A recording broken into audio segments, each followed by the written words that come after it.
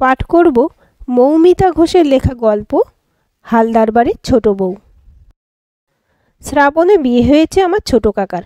সেই হিসেবে বিয়ের পর এখনও 6 মাসও কাটেনি। আর এর মধ্যেই বাড়িতে যা শুরু হয়েছে তাতে আমাদের 5 পুরুষের বাস এবার এখান থেকে ওঠাতে হবে বলে মনে হচ্ছে। ওহো, আমাদের পরিচয়টাই তো এখনও দেওয়া হয়নি। আমার নাম পল্লব হালদার। হালদার বাড়ির বড় ছেলে সুদিন হালদারের একমাত্র ছেলে আমি। আর আমাদের বাড়িটা হলো রাজচন্দ্রপুর পেরিয়ে ডানকুনি ঢোকার আগে ঠিক মাঝামাঝি একটা জায়গায়। না, গুগল ম্যাপে জায়গাটা সেভাবে পাওয়া যায় না এখনও, তবে যে কোনো লোককে জিজ্ঞেস করলেই হালদার বাড়ি দেখিয়ে দেয়। আমার দাদুর দাদু এইসব ভারত বাংলাদেশ ভাগ হওয়ার বহুকাল আগেই, মানে আজ থেকে প্রায় 120 বছর আগে বাংলাদেশ থেকে এদেশে এসেছিলেন কর্মসূত্রে। আর তখনই এমন একখানা পেল্লায় বাড়ি হাঁকিয়ে বসেছিলেন। শরিক অনেক থাকলেও বেশিরভাগই নিজেদের অংশ পরিবারের মধ্যেই বিক্রি করে দেশ বিদেশে বিভিন্ন জায়গায় সেটেল করে গেছে। আর আমরা রয়ে গেছি মফস্বলে। আমার দাদু একটা ওষুধের ব্যবসা শুরু করেছিলেন, বাবা কাকারাও সেটাই দেখছেন। ফলে আমরা সবাই, মানে আমার ঠাকুরমা, বাবা, আমি আর ছোটো কাকা এই বাড়িতেই থাকি। দাদু মারা গেছেন বছর 2 হলো। আমি সামনের বছর মাধ্যমিক দেব। আমি ছোট থেকেই শুনেছিলাম যে আমার ছোটো কাকার নাকি বিয়ে হবে না। মানে আমার ছোটো কাকা ঠিকই করেছিল যে বিয়ে করবে না। তারপর হঠাৎ যে কিভাবে আমার কাকিমার সঙ্গে যোগাযোগ হলো বা কী হলো আমি অতটা ভালো করে জানি না। শুধু এটুকু জানি যে মাস 2 মধ্যে সব যোগাযন্ত্র করে শ্রাবণে আমার 37 বছর বয়সে ছোটো কাকার বিয়ে হয়ে গেল। আর এই বিয়ের পর থেকেই যাবতীয় সমস্যার শুরু, যে কারণে গৌরচন্দ্রিকা না করে উপায় ছিল না। আমার কাকিমা কলকাতার কোনো এক সায়েন্স ল্যাবে চাকরি করেন। বিয়ের আগেই হয়তো কথা হয়ে গিয়েছিল যে বিয়ের পর কাকিমা চাকরি করবেন। ঠাকুরমা একটু আপত্তি করলো। আমার বাবা মা বুঝিয়ে বলাতে সে আপত্তি ধোপে টেকেনি। বিয়ের 15 দিনের মাথায় চাকরিতে জয়েন করে কাকিমা। কিন্তু দিন 2 পরেই বাড়িতে ভয়ানক অশান্তি শুরু হয়। কারণ আমার কাকিমার অফিস থেকে ফিরতে প্রায় রাত 8টা সাড়ে 8টা বেজে যাচ্ছিল। ঠাকুরমার বক্তব্য ছিল কাকিমা চাকরি করলেও তাকে বিকেল 5টা কি খুব বেশ 6টার মধ্যে বাড়ি ফিরতে হবে। বাড়ির বউ সন্ধে পার করে বাড়ি ঢুকবে এটা উনি কিছুতেই মেনে নিতে পারেননি। তার উপর কাকিমা আবার একটু আধুনিক মনস্ক ছিলেন। ঠাকুরমার 1 শালিক, বাঁ চোখ নাচা বা শনি মঙ্গলবারে শ্যাম্পু করতে নেই, এসব কুসংস্কার মানতেন না। সালোয়ার কামিজ পরে গটগটিয়ে অফিস বেরিয়ে যেতেন রোজ সকালে। আর মেয়ে মানুষের এত বারবারন্ত সহ্য হয়নি আমার ঠাকুরমার। ফলে কাকিমার চাকরিতে নিষেধাজ্ঞা জারি হলো। বাড়ির বদনাম হয় এমন কিছু বাড়ির বউ করতে পারে না। ছোট কাকিমা বোঝানোর চেষ্টা করেছিলেন অনেক, কিন্তু লাভ হয়নি কিছুই। শেষে বাধ্য হয়ে চাকরি ছাড়লেন কাকিমা। 2-1 দিন একটু মনমরা থাকলেও কাকিমা একসময় বুঝেছিলেন যে অন্য কোনো উপায় নেই, তাকে এখানেই মানিয়ে নিতে হবে। একটু একটু করে স্বাভাবিক হতে শুরু করলেন। আমি খেয়াল করলাম কিছুদিন আগে থেকেই মায়ের সঙ্গে রান্নাঘরে গিয়ে হাতে হাতে কাজ করছেন ছোটো কাকিমা।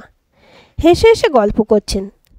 আমার সামনে মাধ্যমিক, সারাদিন পড়াশুনো নিয়েই থাকতে হয়। তার উপর সেই করোনার সময় থেকে স্কুলও বন্ধ। কিছুদিন আগে অবধি বাড়ি থেকে বেরোনো একেবারেই বন্ধ ছিল।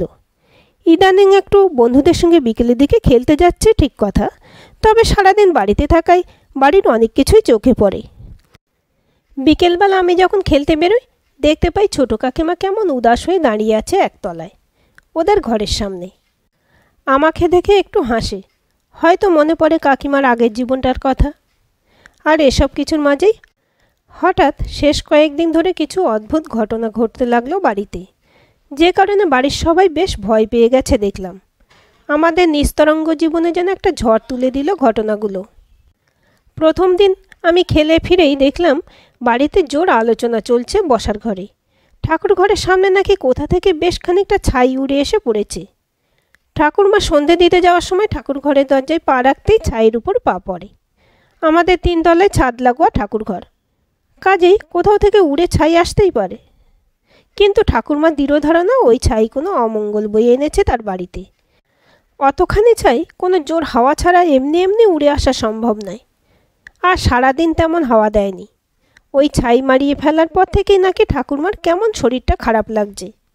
নিজের ঘরে গিয়ে শুয়ে পড়েছে ঠাকুরমা।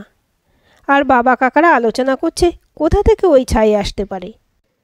এখন তো আশপাশে কোথাও ছাইয়ের প্রচলন নেই তেমন যে উড়ে আসবে। যাই হোক, সেদিন তেমন কিছু সুরাহা হলো না অনেক আলোচনার পরেও। আর দু একদিনের মধ্যে আস্তে আস্তে সেই দিনের ঘটনাও হালকা হয়ে যেতে লাগলো সকলের মন থেকে। এরপর কেটেছে আরও দিন 3-4। সেদিন দুপুরে ঠাকুরমা মেঝেই বসে কিছু একটা বই পড়ছিলেন অন্যান্য দিনের মতোই। প্রতিদিন দুপুরে খেয়ে উঠে ঠাকুরমা কিছুক্ষণ বই পড়েন। সে বই রামায়ণ, মহাভারত, গীতা বা কোনো গল্পের বই যাই হোক না কেন। গল্পের বই পড়তে পড়তে ঢুলে পড়া ঠাকুরমার একটা নেশার মতো। কতটা বই পড়ে খুব সন্দেহ আছে। বারবার বলা সত্ত্বেও বিছানায় গিয়ে শোবে না। ভাত খেয়ে উঠে একটা বই হাতে নিয়ে মেঝেই বসে বসে ঢোলাটাই ঠাকুরমার শান্তি। বিকেলবেলা 4টের সময় হলে কলে জল আসলে মালতীদি ডেকে দেয় ঠাকুরমাকে।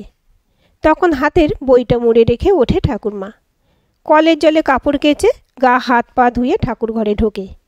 কিন্তু সেদিন মালতীদি ঠাকুরমাকে ডাকতে এসেই চমকে উঠেছিল। ও মা গো, এগুলো কি? ঠাকুরমা যেখানে বসেছিলেন তার চারপাশে গোল হয়ে ছড়িয়ে রয়েছে কিছু চুল। দেখে বোঝাই যাচ্ছে যে ওটা ঠাকুরমারই চুল। কেননা ওরকম কাঁচা পাকা চুলে বাড়িতে আর কারোরই নেই। মনে হচ্ছে কেউ যেন ঠাকুরমার মাথা থেকে খাবলে খাবলে চুল ছিঁড়ে সেগুলো ছিঁড়ে ছিঁড়ে ছড়িয়ে দিয়েছে ঠাকুরমার চারিদিকে। এদিকে মাথা থেকে অতগুলো চুল ছিঁড়লে তো ভয়ানক লাগবে, কিন্তু ঠাকুরমা সেরকম কিছু টের পাননি। আমরা সকলে বাড়িতেই ছিলাম। মালতীদি চিৎকারে দৌড়ে এসেছিলাম ঠাকুরমার ঘরে। আর এসে ওই অবস্থা দেখে বেশ একটু ভয় পেয়ে গেল সবাই। ঠাকুরমা তো তারস্বরে হাউমাউ করে কাঁদতে শুরু করে দিয়েছেন। উনি নিশ্চিত যে কেউ ওনার ক্ষতি চায়, তাই বারবার ওনার সাথেই হচ্ছে এই ঘটনাগুলো। এমনটা তো আগে কখনো হয়নি। হঠাৎ কী অমঙ্গলে ছায়া পড়ল বলো তো এ বাড়িতে? ঠাকুরমার গলাটা কেমন যেন অসহায় লাগলো। আমি দেখলাম সবাই মিলে ঠাকুরমাকে বোঝানোর চেষ্টা চলছে, কিন্তু এই ঘটনাটা যে সকলকেই একটু নাড়া দিয়েছে সেটা স্পষ্ট। ঘরের সবার চোখেই কেমন যেন একটা চাপা টেনশন দেখা যাচ্ছিল। আমি নিজের ঘরে চলে এলাম। মনটা একটু খসখস করছিল ঠিকই, কেমন যেন মনে হচ্ছিল আমার যে এগুলোর পিছনে নিশ্চয়ই কোনো কারণ আছে। এগুলো এমনি এমনি হচ্ছে না। যদিও খুব বেশিক্ষণ এইসব ভাবনা আমার মনে ঠাঁই পেত না। এই ঘটনার পর ঠাকুরমার একটু পরিবর্তন চোখে পড়ল আমার। আগের থেকে বেশ চুপচাপ হয়ে গেছেন ঠাকুরমা। সংসারের দায়িত্ব সব মা কাকিমার উপর ছেড়ে দিয়ে নিজে আরও বেশি সময় কাটাতে লাগলেন ঠাকুর ঘরে। সপ্তাহখানেক এরপর কেটে গেল নিরুপদ্রবে। তারপর একদিন সকালবেলা ঠাকুরমা বাথরুমে ঢুকতে গিয়ে আবার চিৎকার। বাথরুমের ভেতরে একটা মরা কাক। আমার মা চান সেরে বেরিয়েছিল তার মিনিট 5 আগে। তখনও কিছু ছিল না। আর দোতলাতে সব ঘেরা জায়গায় বাথরুমে এভাবে মরা কাক আসা কার্যত অসম্ভব। ঠাকুরমা এরপর বেশ অসুস্থ হয়ে পড়লেন। বুঝতে পারছিলাম যে মনে একটা ভয় থেকে এমন হচ্ছে। ডাক্তার দেখানো হলেও লাভ হলো না তেমন। খবর পাঠানো হলো আমাদের বাড়ি ঠাকুরমশাইকে। তিনি এসে সব দেখে শুনে বললেন যজ্ঞ করতে হবে। তবে সে যজ্ঞ করা তার পক্ষে সম্ভব নয়। কলকাতা থেকে তান্ত্রিকা নিয়ে করতে হবে এই যজ্ঞ। ঠাকুরমশাই চলে যাওয়ার পর বাবা কাকা আলোচনায় বসলেন ব্যাপারটা নিয়ে। ওদের এই ব্যাপারে খুব একটা আগ্রহ না থাকলেও ঠাকুরমার শরীরের কথা ভেবে তান্ত্রিক আনানোই মনস্থ করলেন সবাই। ঠাকুরমার শরীর নয়তো ক্রমশ খারাপ হচ্ছিল, আর উনি চাইছিলেন ঠাকুরমশাইয়ের কথা মতো একজন তান্ত্রিককে ডাকতে। পরের শনিবার ছোট কাকা কলকাতা থেকে নিয়ে এলেন তাকে। তার পরনে লাল ধুতি, গায়ে লাল চাদর, গলায় রুদ্রাক্ষের মালা, খালি পা। তিনি এসে বসলেন আমাদের একতলার বসার ঘরে। উনি আগেই বলে রেখেছিলেন কাকাকে যে উনি আসার পর যেন বাড়ির প্রত্যেকে ওনার সামনে উপস্থিত থাকে। সেই মতোই আমরা সকলেই ছিলাম সেদিন। বাবা কাকাও কাজে যায়নি। আর এর মধ্যে তেমন কোনো ঘটনাও ঘটেনি বাড়িতে। ভদ্রলোক ঘরে ঢুকে প্রথমে চারদিকে দেখলেন ভালো করে। আমার বাবা কিছু বলতে যাচ্ছিলেন, কিন্তু হাত তুলে থামিয়ে দিলেন উনি। তীক্ষ্ণ নজরে চারদিক দেখে ঠাকুরমার দিকে তাকিয়ে বললেন, তুমি কি মাঝে মধ্যে কাউকে দেখতে পাও মা? মানে মনে হয় পিছন থেকে কেউ তোমায় দেখছে? হ্যাঁ বাবা, একদম ঠিক বলেছেন। ইদানিং এমনটা হচ্ছে, আগে হতো না। মনে হচ্ছে কে যেন সারাক্ষণ নজর রাখছে আমার উপর, ধরা ধরা গলায় বলল ঠাকুরমা। ঠাকুরমার কথা শুনে চুপ করে গেলেন উনি। ঘরে মনে হচ্ছে পিন পড়লেও শব্দ পাওয়া যাবে। মিনিট 5 কেটে গেল এভাবেই। তারপর উনি সরাসরি তাকালেন ছোট কাকিমার দিকে। তুমি তো জানো সব, আমি তোমার পিছনে তাকে দেখতে পাচ্ছি। মাথা নিচু করলেন ছোট কাকিমা, আর ঘরে উপস্থিত সবাই অবাক চোখে তাকালেন কাকিমার দিকে। কাকে? আপনি কাকে দেখতে পাচ্ছেন বাবা? অস্থির হয়ে জিজ্ঞেস করল মা। তোমাদের ছোট বউকে জিজ্ঞেস করো, ও কাকে নিয়ে ঘুরে বেড়ায়। কেন নিজের অসম্পূর্ণ কাজ শেষ করছিস না মা? শেষ কথাটা আবার কাকিমার দিকে ফিরে বললেন উনি। কি করব বাবা, আমার যে কাজ শেষ করে ফিরতে দেরি হতো, বাড়িতে অসুবিধা হচ্ছিল তাই। আস্তে আস্তে বলে কাকিমা। তা বলে তুই বাড়িতে কথা বলবি না একবার? তুই তো জানতিস এমনটা হবে। কী সব বলছো বাবা তুমি? আমি তো কিছুই বুঝতে পারছি না। আমার ছোট বৌমা কী করবে এই ব্যাপারে? ব্যাকুল হয়ে জিজ্ঞেস করলেন ঠাকুরমা। মা, তোমার ছোট বৌমা কোনো সাধারণ কাজ করে না, ও শক্তির উপাসনা করে।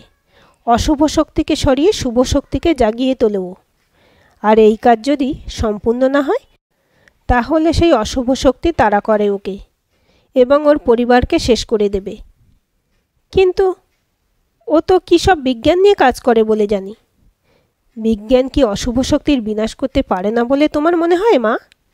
বিজ্ঞান তো সবচেয়ে বড় শুভ শক্তি।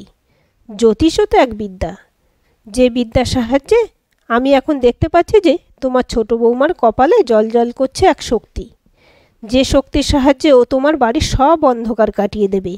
ওকে অবহেলা করো না মা। এরপর ঘরে অদ্ভুত এক নিস্তব্ধতা নেমে এসেছিল। আমি বেরিয়ে এসেছিলাম বাইরে। আসলে ওখানে আর বেশিক্ষণ থাকলে আমি হয়তো এমন কিছু বলে ফেলতাম যাতে পুরো ব্যাপারটা ঘেঁটে যেত। আমার পিছন পিছন বেরিয়ে এসেছিল ছোট কাকা। আমার কাঁধে হাত রেখে বলল, শোন, এখন কাউকে কিছু বলার দরকার নেই, বুঝলি? আমি হাসলাম কাকার দিকে তাকিয়ে। অনেক দিন পর বেশ প্রাণ খুলে হাসলাম। পাড়ার মোড়ে চায়ের দোকান থেকে আমি কাকাকে দেখেছিলাম একদিন প্যাকেটে করে ছাই নিয়ে আসতে। আমাদের পাড়ার চায়ের দোকানটায় এখনও উনুনে চা হয়। কাকা সেদিন ছাই কেন এনেছিল সেটা কিছুদিন পর আন্দাজ করেছিলাম। ঠাকুরমা রোজ বিকেলে চুল আঁচড়ানোর পর চিরুনিতে উঠে যাওয়া চুলগুলো ফেলতো বারান্দা দিয়ে। নিচেই ছোট কাকার ঘর। আমি ছোট কাকিমাকে রোজ বিকেলে ঠাকুরমা চুল আঁচড়ানোর সময় বাইরের দিকে চেয়ে উদাস হয়ে দাঁড়িয়ে থাকতে দেখেছি। তবে মরা কাকটা আনতে আমি কাউকে দেখিনি। কিন্তু আমি এটাও জানি যে 2 আর 2 4 হয়। তাই আমি হাসলাম। কাকাও হাসল, বলল, সব মানুষের স্বনির্ভর হওয়াটা খুব প্রয়োজন, বুঝলি পুলু? ঘরে যিনি রয়েছেন উনি তোর কাকিমার সিনিয়র। প্ল্যানটা উনিই বানিয়েছিলেন। যাই হোক, সব ভালো যা শেষ ভালো। দেখা যাক মায়ের মন ফেরে কিনা। আমার ঠাকুরমা পুরনো দিনের মানুষ। এমনি বৌমাদের উপর চোটপাট করলেও দুর্বল প্রকৃতির বলেই জানি।